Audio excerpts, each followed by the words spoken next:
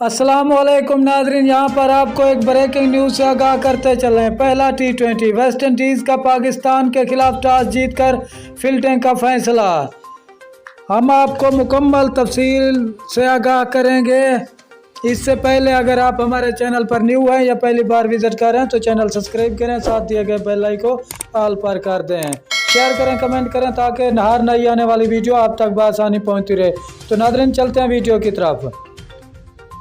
Karachi 3 T20 matches की series के पहले मुकाबले में वेस्ट इंडीज़ ने पाकिस्तान के खिलाफ टॉस जीतकर पहले फील्डिंग करने का फैसला किया। शेड्यूल के मुताबिक दूसरा T20 14 दिसंबर और 16 दिसंबर को तीसरा और आखिरी मैच होगा। 18 दिसंबर को 1 बजे पाकिस्तान और वेस्ट इंडीज़ की टीमों के दरमियान वनडे सीरीज़ का पहला मैच खेला जाएगा, जबकि अगला मैच 20 और आखिरी 22 दिसंबर को नेशनल स्टेडियम में खेला जाएगा। शुक्रिया नाजरीन हमारी वीडियो देखने का।